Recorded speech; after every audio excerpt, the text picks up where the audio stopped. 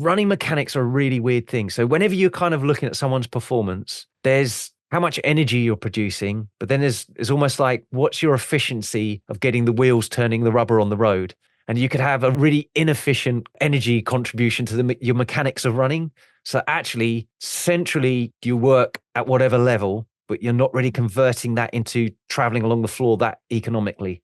Yeah, it's running economy as much as anything else. So it might be just you're not that efficient with the running. One of the things that tidies up running mechanics quite quickly. So fighters, welcome back to another episode of Heatrick Muay Thai Performance. If you look at running mechanics for athletes, and we're not like running athletes, we're not like track athletes or field sports where it's kind of accelerate, change direction. All the running mechanics really matter. For us, it's just exercise.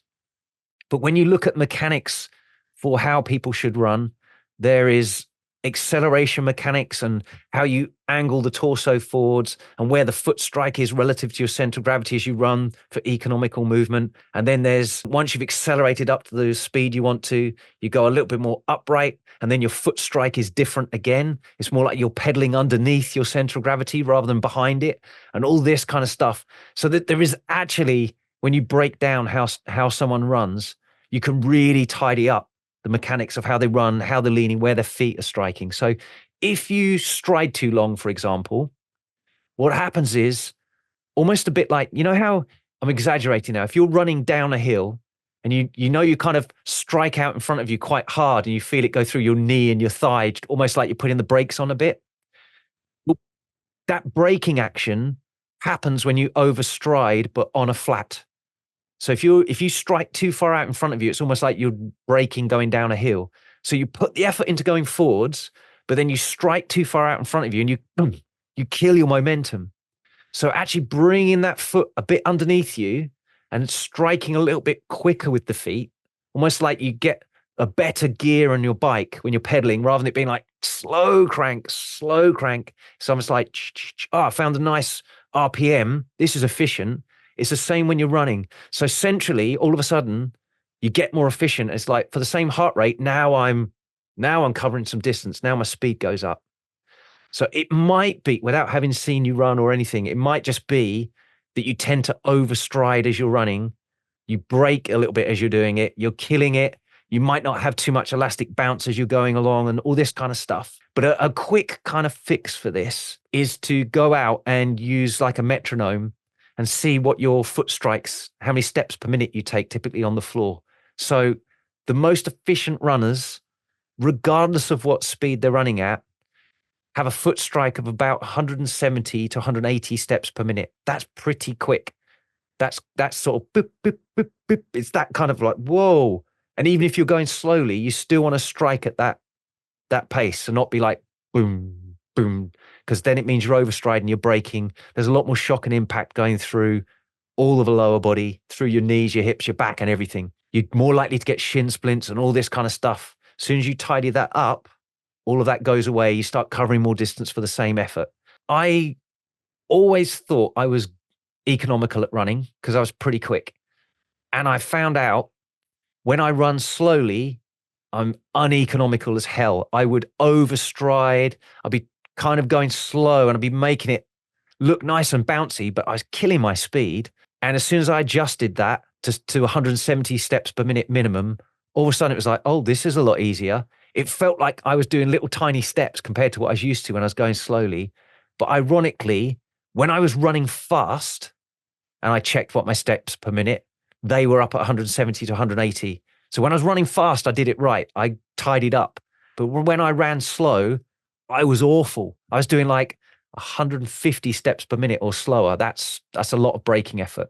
That's a lot of stress on my lower body. I didn't need to be put in there. And I did actually end up with some chronic calf and Achilles problems historically. And it was actually in the process of looking at fixing that I sussed all this and figured it out and realized, do you know what? There was me thinking, I'll go steady on this run because it'll be less stress on my body. And that was when I was running my worst, and it was the worst stress on my body. I'd actually be better running quicker because then I did the steps right.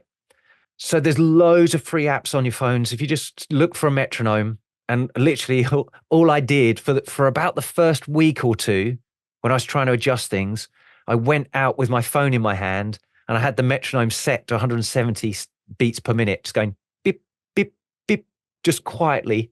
Because everyone thinks you're a nutter. Like, what? Here he comes, Mr. Beep, as he's running.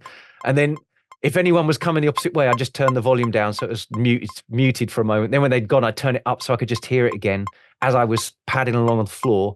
And I'd try and match to that. And say it took me about just over a week, or somewhere between 1 to 2 weeks of doing that, going out for each of my 3 sessions that week, to establish a new habit and to instinctively feel where that was. And then I didn't need the metronome at all. And I could feel instantly if I was out of whack with that steps per minute, because all of a sudden I could feel my heel strike more. I'm like, oh yeah, I can feel I'm bouncing. The other analogy I have, which I found really helped me when I was out running to feel where I was, even without looking at the metronome or listening. If you imagine you're running at a bit of speed and you come up to either a wet, slippery patch on the floor or an ice patch, how you immediately go, you change into like little paddle steps to make sure you don't slip over. That is actually how you should be running most of the time. Because that's, if you imagine, if you overstride on ice, your heel goes out and you slip. That would have been braking force. So you want to make sure you're kind of more underneath you. And that's exactly how you'd run if you're on a slippery surface. You feel like you might slip on it, how you'd adjust your feet so you don't slip. That's actually economical running, because you're not wasting force slipping anywhere. You're just moving forwards. So that's another little analogy I find. Okay, how should I feel I'd be running on a slippery surface now? And I'll sort myself out. Thanks for listening. If you found this valuable, please like, subscribe, and share with someone else it could help too. Please give the podcast a review or comment below. We'd love to hear from you. As always, you can visit heatrick.com for more Muay Thai performance podcasts, videos, articles, and guides. Catch you next time.